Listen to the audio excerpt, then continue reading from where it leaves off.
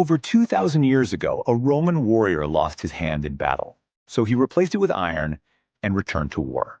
This may be the world's first recorded combat prosthetic. It really sounds like a myth, right? Like something pulled straight out of a dark fantasy novel. But the historical records and the actual physical evidence left behind in the dirt, they tell a very real, very brutal story. It's the story of a man who just flat out refused to let his broken body dictate his destiny.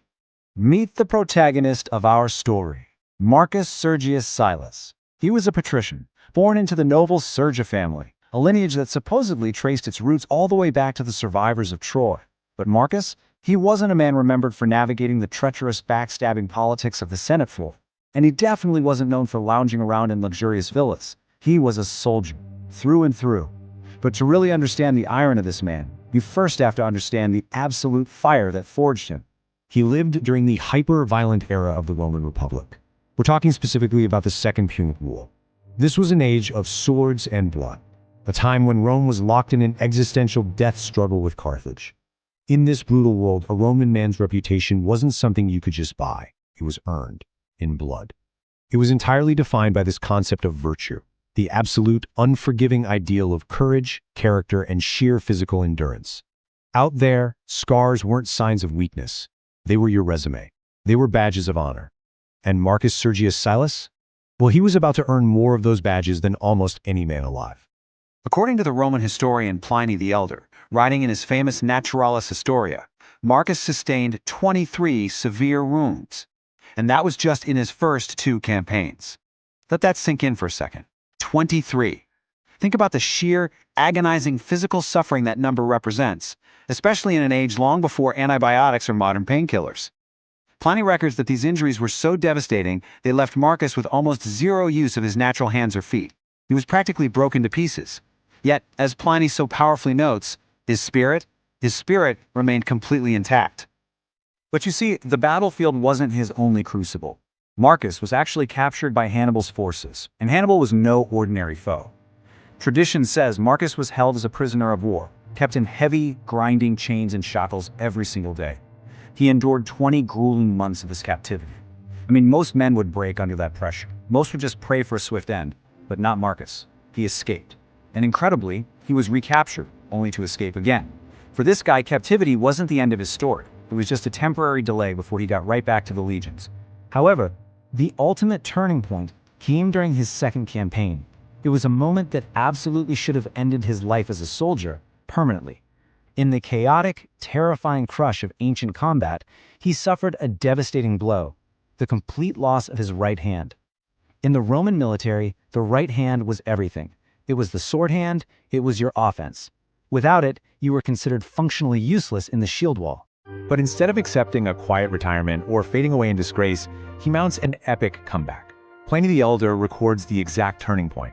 He writes, he had a right hand of iron made for him. Now, to be clear, this wasn't some mechanical marvel with moving fingers. It was a heavy, passive, solid iron prosthesis. He actually had this hunk of iron bound directly to his arm so that he could grip his massive wooden shield. With his defense now literally secured by iron, he picked up a sword in his left hand and he stepped right back into the shield wall. If stories like this fascinate you, hit like and subscribe. There are many more incredible truths hidden in ancient coins. But the legend only grows from there. According to Pliny, Marcus returned to the campaigns and fought 4 different times with only his left hand. Picture this. He had 2 horses stabbed out from underneath him right in the thick of combat, but using his iron appendage to anchor his shield, he led his troops to massive strategic victories. He raised the siege of Cremona, he saved the fortress of Placentia, and he captured 12 enemy camps in Gaul. He didn't just survive his injury, he adapted, and he became a terrifying force on the battlefield. And then there is this silver denarius, struck by the Sergia family, a surviving piece of metal tied to the name of the man who turned loss into strength. Minted around 116 to 115 BC by a descendant of Marcus, this coin serves as a stunning physical link to Roman memory, pride, and legacy. Sure, it's a piece of family propaganda, but it's deeply grounded in the blood and iron of their greatest ancestor. I want you to look closely at the incredible detail on the reverse of this coin. In typical Roman art, warriors are almost always depicted holding their weapons in their right hand. But here, the rider is holding both a sword and the severed head of a Gallic enemy entirely in his left hand. His right arm, which is hidden behind the horse's neck, would be holding his shield. This isn't an accident.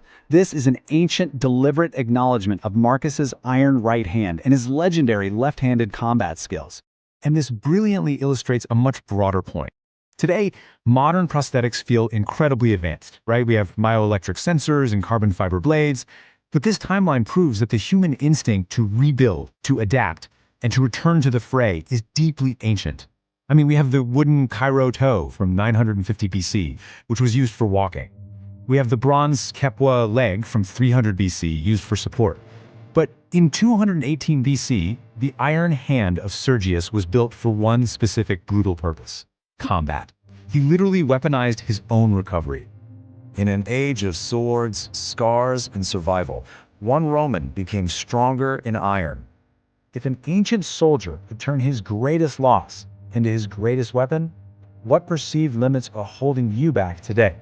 If you enjoyed this story of grit, history, and ancient coins, please like, subscribe, and join the journey, because the past is far stranger than fiction.